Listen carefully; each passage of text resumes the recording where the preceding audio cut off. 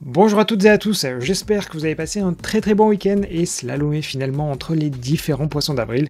Mais aujourd'hui, je vais essayer de ne pas vous dire de bêtises avec le résumé de l'actu autour du développement, et tout ça comme d'habitude en moins de 10 minutes. Et juste avant de commencer, petite info parce que j'ai essayé de profiter de ce week-end pour essayer différents outils, différentes modifications. Alors si toutefois c'est mieux ou alors est-ce que c'est moins bien, et bien surtout n'hésitez pas à me le dire, ce serait sympa de votre part. Mais pour revenir au contenu d'aujourd'hui, il sera bien sûr question de mobile, mais aussi de VS Code, de Chrome ou encore d'une IA de chez Google. Bref, un programme assez éclectique et j'espère qu'il vous plaira, puisque tout simplement on commence tout de suite.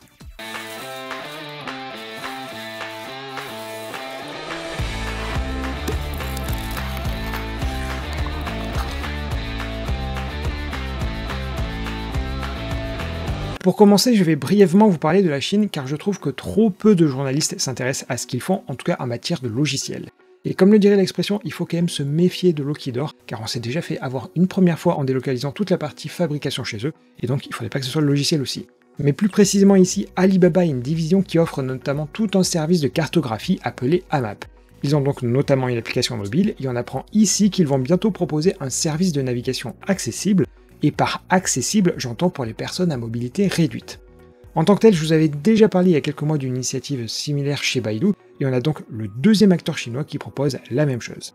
Alors si je suis parfaitement complet sur le sujet, ce n'est disponible que dans les grandes villes de type Pékin, Shanghai ou Shenzhen, mais ça montre bien qu'on prend beaucoup de retard sur eux.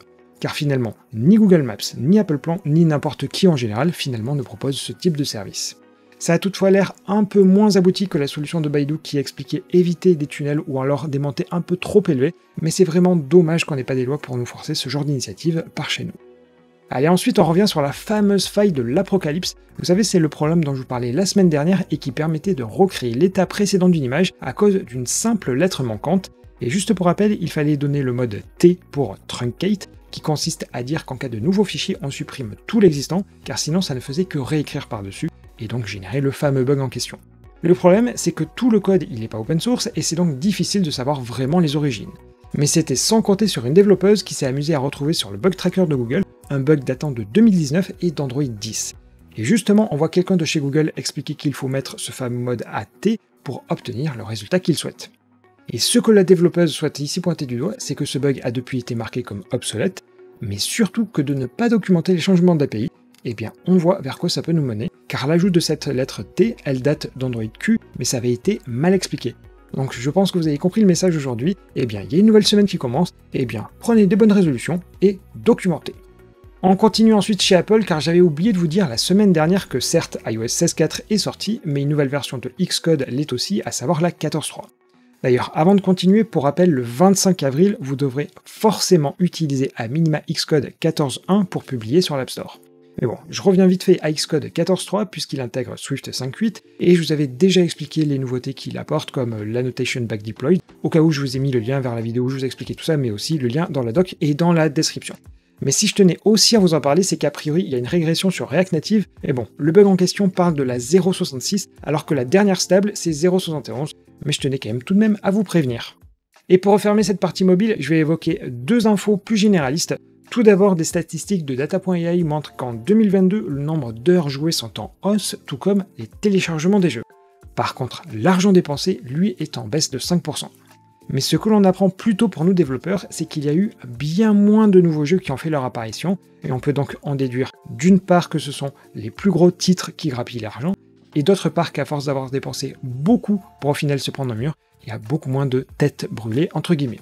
Et finalement ça reflète aussi bien le marché, car on voit qu'on a atteint une certaine maturité, et que le paradigme qui consistait à tester quelque chose et voir si ça marchait, s'est quand même grandement réduit ces derniers mois.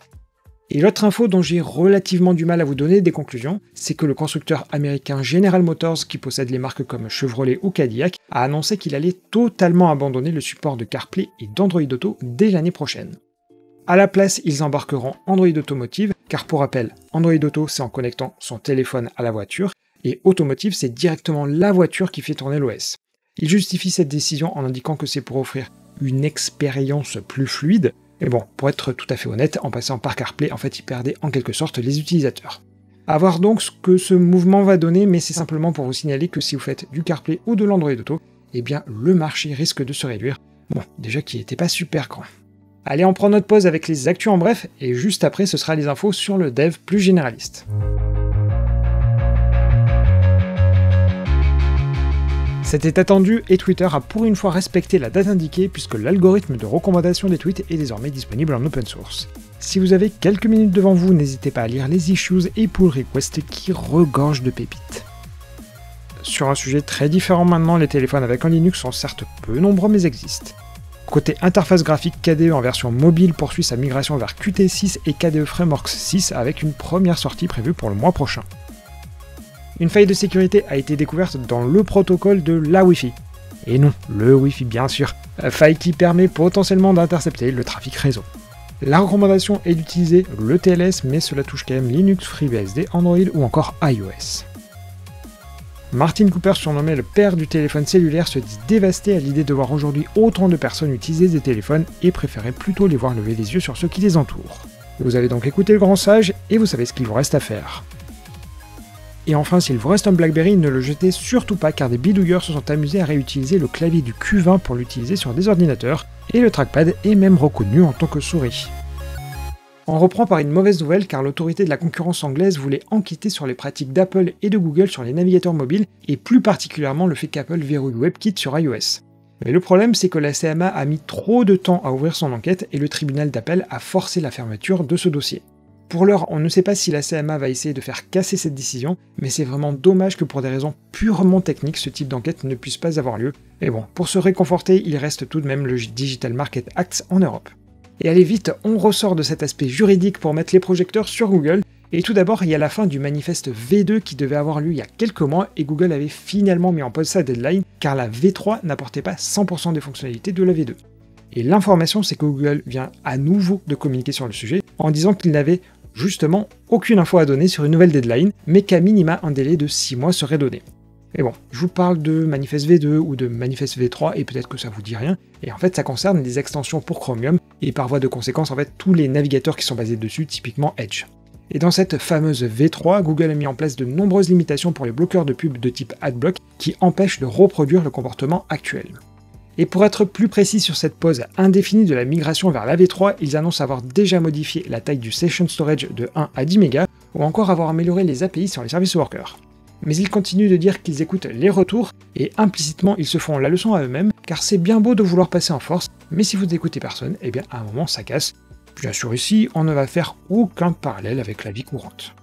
Mais rassurez-vous, on ne va pas du tout faire de politique, car le deuxième sujet est autour des économies que Google va mettre en place, et dans un mail envoyé vendredi aux employés, on a la confirmation que l'IA c'est bien la priorité, mais que tout l'aspect nourriture qui était illimité, eh bien ça va être réduit, notamment en termes d'ouverture des cafétérias, idem pour les cours de fitness ou alors les horaires des bus qui seront réajustés. L'idée c'est par exemple de proposer des alternatives comme des micro-cuisines. Je sais pas vous, mais quand on commence à aller sur le terrain des avantages donnés aux salariés, alors que pendant des années les employés étaient bichonnés, peut-être même un peu trop, mais bon ça reste discutable, eh bien on n'a pas fini de voir des têtes quitter le navire. Bon, c'était pas forcément réjouissant comme info, et je sais pas si la troisième sur Google est une bonne ou mauvaise nouvelle, en tout cas ça dépend des points de vue je dirais. Car pour revenir sur le domaine des jeux, contrairement aux applis où beaucoup de tests sont automatisés, les studios ont de nombreuses personnes dédiées à essayer de casser les jeux. Et Google a déposé un brevet l'année dernière qui permettait d'utiliser une IA pour générer des comportements proches de ce que des humains pourraient faire. Ça reste assez flou car rien de concret n'est disponible et en plus Stadia a fermé depuis, mais sur ce sujet c'est quand même assez difficile de savoir si c'est une bonne chose ou pas. Est-ce que potentiellement réduire la QA par des machines c'est le sens des choses? Moi j'aurais plutôt tendance à dire que oui. Après, est-ce qu'il faut mettre une limite là-dessus? Eh bien, la célèbre expression dirait « vous avez 4 heures pour plancher dessus ». Et à être sur cet aspect jeu, Netflix investit beaucoup aujourd'hui dans le domaine, mais il faut forcément un téléphone pour y accéder, ce qui limite forcément beaucoup l'utilisation, et je crois qu'un très faible pourcentage d'utilisateurs l'utilisent d'ailleurs vraiment. Mais il ne baisse pas pour autant les bras car on sait qu'il travaille en parallèle sur du cloud gaming, et pour venir renforcer toute cette rumeur, il y a des infos de Bloomberg qui indiquent que pour arriver à cibler le public devant sa télé, il ne faudrait pas acheter une manette comme c'était par exemple le cas sur Stadia, mais en se servant plutôt de son téléphone. L'approche est assez maligne car ça permettrait de jouer potentiellement à plusieurs, par contre je suppose que l'absence de vrai retour physique va quand même limiter l'expérience, ou dit autrement ce serait quand même étonnant de voir un gros jeu boum boum dans tous les sens, comme diraient nos boomers favoris. Ou plus sérieusement, des FPS. Et pour terminer ce Dev Café du lundi, on va parler à la fois de quelque chose de positif et qui ne fait pas polémique, car c'est tout simplement la mise à jour mensuelle de VS Code. Comme d'habitude, le changelog il fait 3 km et je vais vous sélectionner juste quelques petits ajouts. Il y a notamment des améliorations sur l'accessibilité et ça fait vraiment plaisir car ils le mettent tout en haut de leur nouveauté.